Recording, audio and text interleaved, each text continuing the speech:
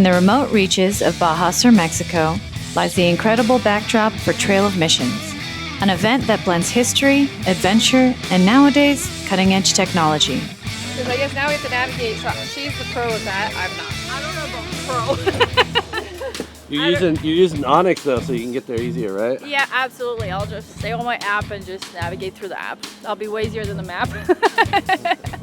onX Off-Road sent me here to see for myself what makes this gathering so special. In this video, you'll tag along while I ride shotgun with a handful of off-road enthusiasts, race car drivers, and a living legend at a pace very few get to experience. We'll ride, swim, hike, and pay homage in this magical place, plotting our routes and connecting the dots with onX Off-Road. So hold on tight as we follow desert racing champion Cameron Steele and all his friends on a journey through the Trail of Missions.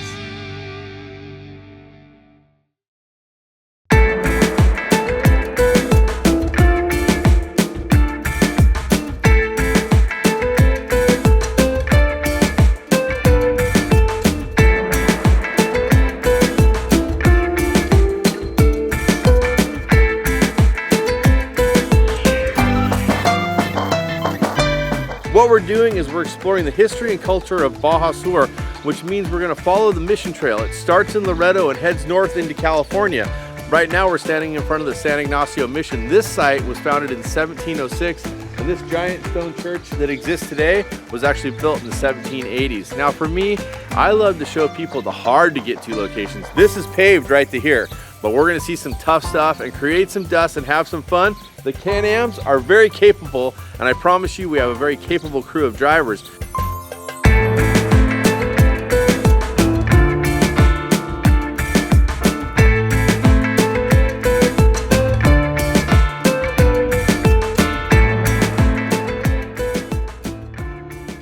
For Cameron Steele and fellow off-roaders, the Trail of Missions is more than just an event. It's an odyssey at light speed through time and tradition. Guided by the latest in navigation technology from onX Off-Road. My journey began in Loreto, a sleepy seaside town a few hours north of La Paz. The Spanish colonial-style architecture, tropical climate, and an array of outdoor activities attracts a variety of visitors seeking everything from action to R&R.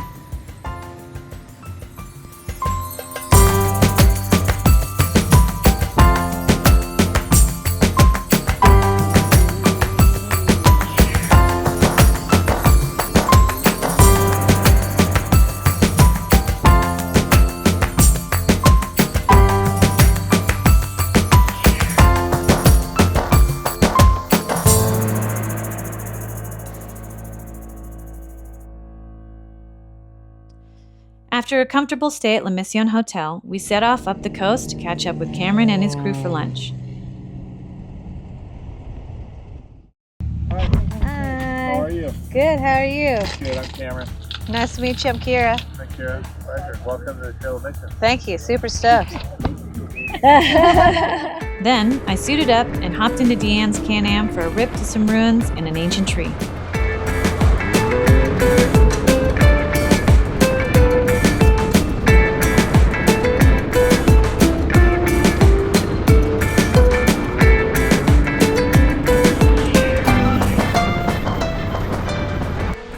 So we're hiking through the cow poop to what's known as the Guadalupe Mission Ruins. There's just a walk path here. The El Camino Real used to go, a tributary of it used to go through here. The El Camino Real, loosely translated, is the Royal Road. And basically the King of Spain was allegedly working to colonize and share culture with the people of Mexico. There's two sides of the history for everybody, and you got to kind of pick through what you believe. But the fact is that the Spaniards did come here and establish a mission trail starting in Loreto in their late 1600s. Goes all the way up through California in the 1800s, and there's some fabulous locations. There's not much to see here.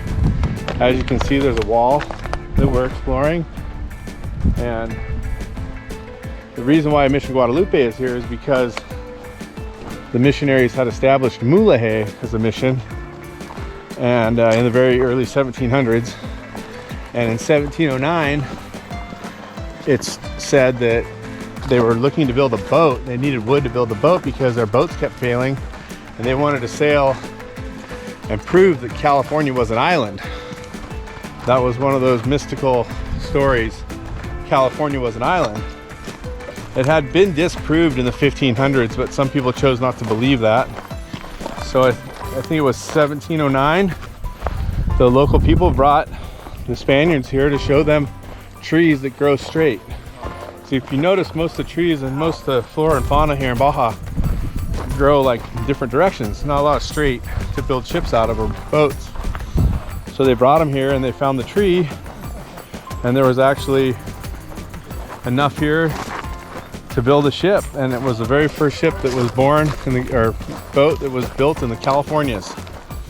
Depending on your definition of a boat, I'm sure people floated on wood before that, but the Spaniards built the ship here with the local people, and they ended up sailing it up north to try to prove California was an island, and ended up in what is, I guess, the Colorado River Delta, where they ran out of water. It's not an island, it's connected to something. So out here you can see this palm oasis. Everywhere there's a mission, there's water source, and so obviously these palms are growing out of this water source, pretty solid. And so this is where I keep wanting to say the Wawaro tree, but that's not the proper name. We'll have to look it up and figure it out, but I can find it because there's one in this cluster of trees that everybody can see. Awesome.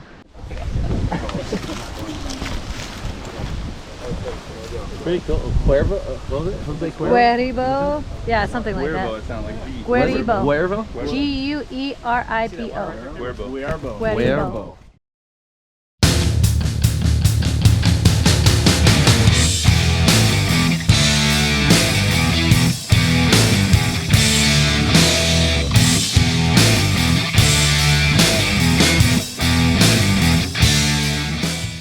Hey guys, it's Sara Price. We are here at 2024 Trail Missions. We just got back from a mission. It was unbelievable.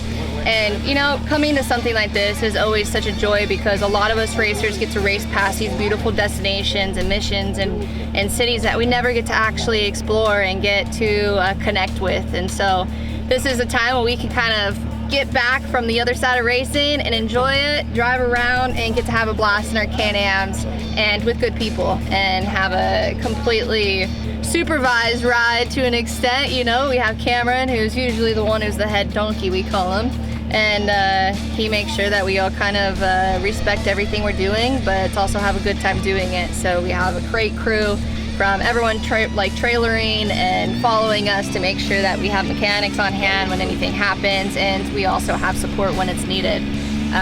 But we also give back to all the communities we go and visit. So when we go to the missions, you know, the Desert Assassins is giving back and donating to the cause and to keep those cities alive, and they get to have lunch with us and enjoy this amazing time as well. The mission is to just share the magic of Baja and the wonderful people that live here and the majesty of it.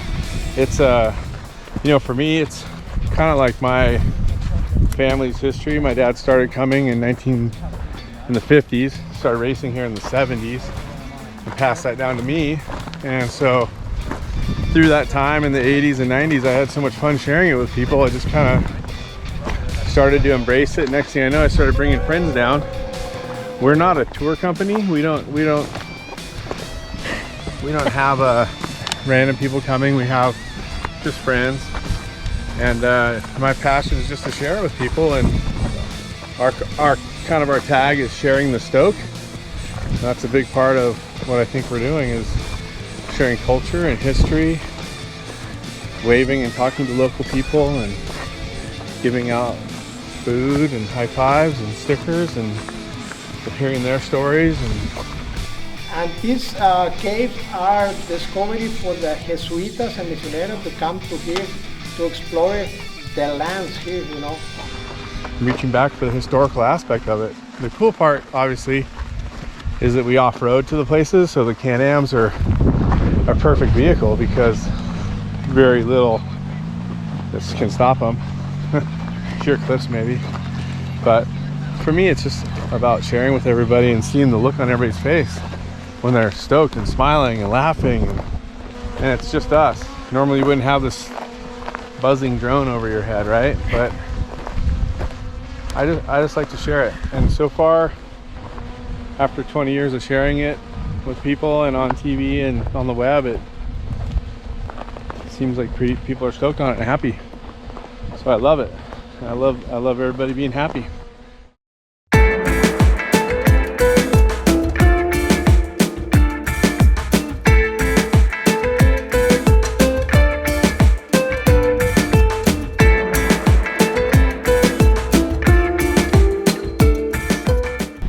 Really what makes these events special to everyone here is just that when you go with Cameron, he has a tremendous love of Baja.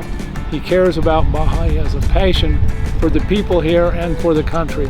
So he has a lot of knowledge that I never did acquire in all my years down here, where he has studied it, talked to the people, and can give you a background on most, well, I should say all missions almost really. He knows when they were built. San Javier, founded in 1699. It's his second mission location, but it is really the most fabulous one, and just stands in this valley so proud. It's just, for me to be able to share this and the olive tree and the locals and the culture, I'd say it's right up there with one of my favorite things to do. And as a reminder, no hats inside the mission. And know some of the people, some of them have been here like, I don't know, 8 to 10 generations. So he knows some of the families that have been with him forever, and he always gives us a great background as to how it all came about and what the people do now here.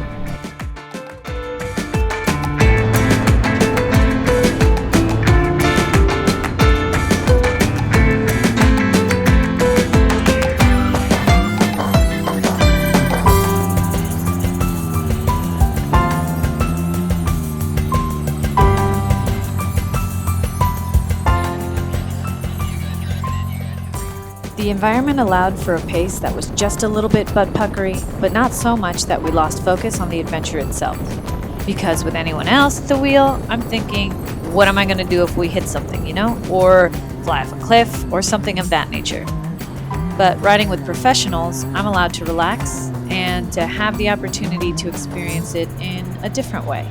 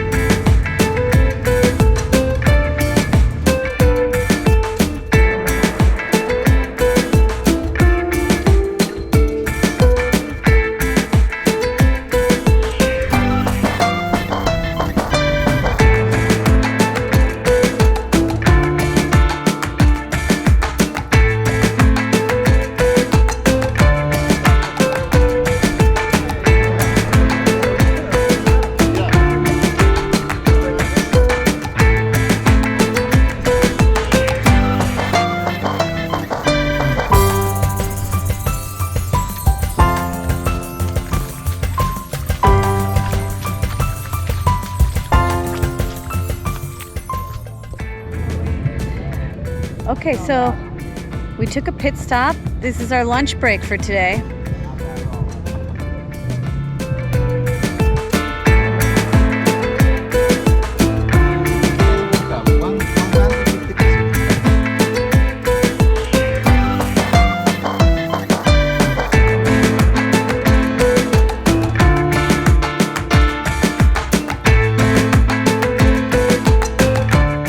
I've been kind of a desert rat for a while now, but even after living in Baja for several years, I still haven't seen a fraction of this place. You can live here for years as an expat or a natural-born citizen and never even scratch the surface of what's hidden out here. There's limited space in a group like this, and you don't want it to be too huge, so getting an invite to me was a huge deal. Being able to share this very special experience with people mattered a lot, and perhaps that's what makes this event so special. If If you like this story and would like to see more, leave a comment below. And don't forget to like and subscribe to ATV.com's YouTube channel.